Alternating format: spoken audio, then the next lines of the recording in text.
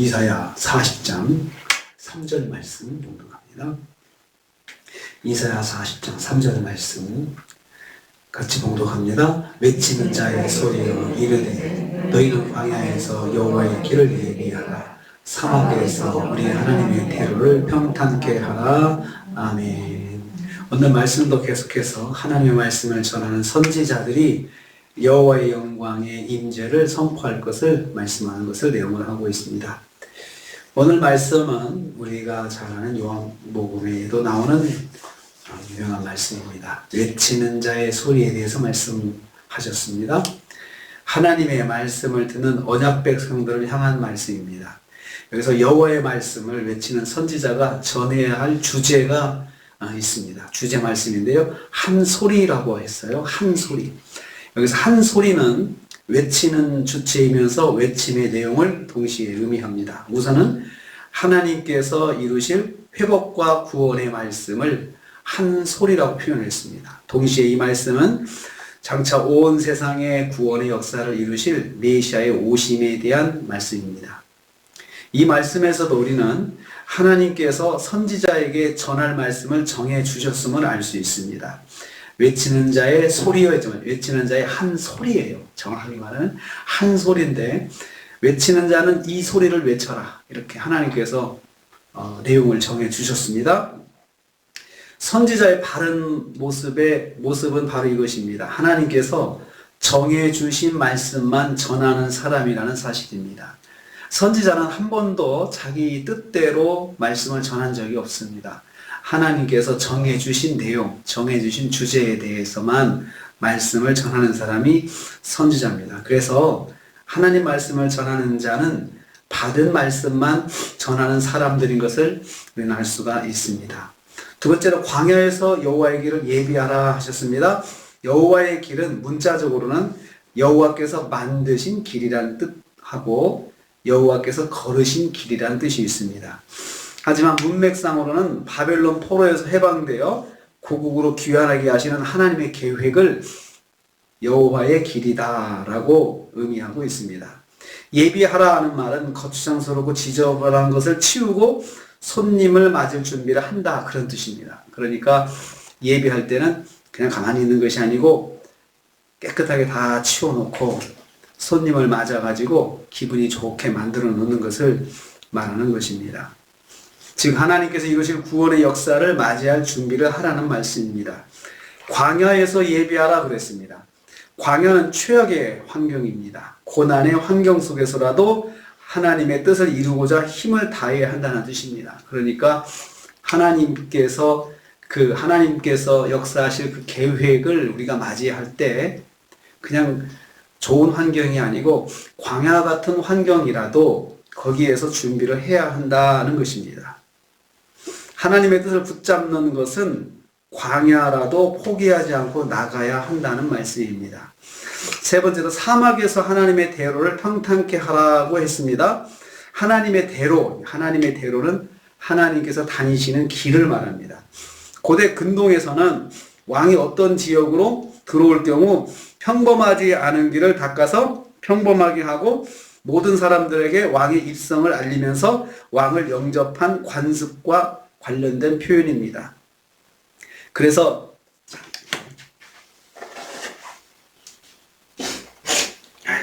죄송합니다. 그래서 그 왕의 대로다라고 하면 저기 팔레스타인에 가면은 지금도 고대로부터 왕이 다니는 왕의 대로라는 그 상인들이 다니는 길이 이렇게 양쪽에 있습니다. 그래서 그 길은 주로 왕이 행차할 때도 다니던 길이지만 왕명을 받은 상인들이 이제 대상을 이루어 가지고 가는 길을 왕의 대로라라고 그렇게 했습니다. 그렇지만 또 왕이 지방을 갈 때 왕이 다닐 수 있도록 만든 길을 왕의 대로다라고 그렇게 표현을 했습니다. 사막에서 평탄케 한다라고 했습니다. 사막은 광야와 동일한 의미를 가지고 있습니다. 그래서 풀 한 폭이 나지 않는 불모의 땅을 사막이다, 아라바다라고 표현했습니다. 지리적으로는 요단강 주변 에돔 땅부터 홍해에 이르는 사막지대를 광야다, 사막이다 이렇게 표현을 했습니다. 평탄케 하다 이 말은 울퉁불퉁한 것이 없도록 곧고 평평하게 만들다라는 뜻입니다. 그러니까 왕이 지나갈 때 울퉁불퉁한 길이 있으면 안 된다는 거죠. 다 미리 깎아가지고 평평하게 만들어 놓아서 왕이 행차하기에 부족함이 없도록 하는 것이 왕의 대로를 평탄케 한다. 왕의 길을 평탄케 한다. 그렇게 이해를 했습니다.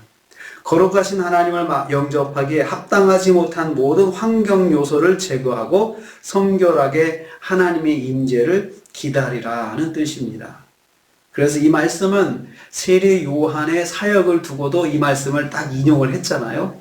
그래서 이 말씀은 두 가지 의미를 가지고 있습니다. 앞으로 이루실 바벨론 포로에서 해방되어서 돌아오는 그 하게 하는 하나님의 계획들이 잘 이루어질 수 있도록 준비하라 그런 뜻도 있고, 또 멀리는 세례 요한을 통해서 선포될 메시아의 오심을 준비하라라는 의미로 가지고 있습니다. 그래서 이것을 이 요한복음을 통해서 이 말씀이 인용되는 것을 가지고 그렇게 해석을 하는 것입니다. 하나님께서 말씀하실 때는 이중적 의미를 가졌구나.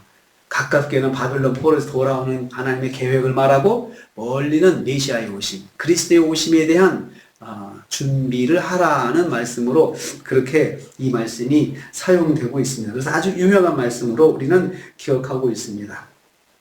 여기서 말씀하고자 하는 것은 하나님의 그 여호와의 길이나 하나님의 대로를 예비하고 평탄케 하는 그 환경이 광야와 사막이라는 거예요. 광야와 사막 같은 곳에서도 할 일을 해야 된다는 거죠. 그런데 하나님께서 하나님의 뜻을 이루도록 진행하실 때 보면은 대부분이 보면 사막 같은 환경에서, 광야 같은 환경에서 그렇게 시작을 하거든요. 근데 하나님께서 그러한 것들을 환경을 탓하지 말고 그런 속에서부터 하나님의 말씀을 붙잡고 하나님의 뜻을 붙잡는 그러한 그 모습을 가져야 된다라고 말씀하고 있습니다. 그럴 때 하나님께서 역사해 주시는 거죠. 하나님께서 동행해 주시고 하나님께서 또 이루어 주시는 것입니다. 한편 우리는 이걸 통해서 깨닫습니다. 하나님을 만나려면, 하나님의 뜻과 만나려면 먼저 나의 영적인 사막을 평탄케 해야 되는 것입니다. 나의 영적인 사막, 영적인 광야 같은 것들을 내가 스스로 평탄케 하는 게 필요하다는 거죠. 저절로 되는 것이 아니고 나도 뭔가를 해야 되는데 내가 죄를 회개하고 나의 불완전한 모습들을 다 다시 바로 잡으면서 그렇게 하나님 뜻대로 살아야겠다라고 결단하고 헌신할 때 하나님의 뜻과 만나게 된다는 것입니다. 그래서 사막에서부터 평탄케 해야 되고 광야에서부터 예비해야 된다라고 말씀하고 있는 것입니다. 오늘도 우리가 하루를 삽니다. 사막 같은 환경일 수 있지만 그곳에서도 하나님의 뜻은 진행되고 하나님의 또 계획은 진행되고 있습니다. 그래서 그곳에서도 내가 할 일 평탄케 하는 거, 내가 평탄케 하면 얼마나 완벽하게 하겠습니까? 그렇지만 하나님께서 그걸 원하시더라고요. 내가 나름대로 노력하는 것, 내가 뭔가를 하려고 내가 치워야 될 것, 장애물을 제거하고 내게 있는 잘못된 것들을 먼저 꺾어버리고 다 제거하고 하는 그러한 노력들을 하나님께서 바라보신다는 것을 볼 수가 있습니다. 오늘 우리도 하나님의 뜻이 우리의 삶 속에 이루어지도록 평탄케 하고 예비하는 삶을 하셔서 오늘 하루도 주님과 동행하시고 주님이 이루시는 그런 일들을 체험하시는 하루가 되시기를 주님의 이름으로 축복합니다. 주님 감사합니다. 광야에서도 사막에서도 하나님의 길을 예비하고 평탄케 하라 말씀하셨습니다. 아버지 하나님, 앞으로 이루실 하나님의 뜻과 계획을 믿는다면 지금 사막이라도 광야라도 그것을 다듬고 평탄케 하면서 하나님의 뜻을 붙잡는 저희들 되게 하여 주시옵소서. 그래서 오늘 하루도 주님 뜻 가운데 살면서 주님을 영화롭게 하는 삶을 살게 하여 주시옵소서. 예수님의 이름으로 기도하옵나이다. 아멘. 하늘에 계신 우리 아버지여, 이름이 거룩히 여김을 받으시오며 나라에 임하옵시며 뜻이 하늘에서 이룬 것 같이 땅에서 이루어지리라. 오늘날 우리에게 일용할 양식을 주옵시고 우리가 우리에게 주이신 자를 사하여 준 것 같이 우리 죄를 사하여 주옵시고 우리를 시험에 들게 하지 마옵시고 다만 악에서 구하옵소서.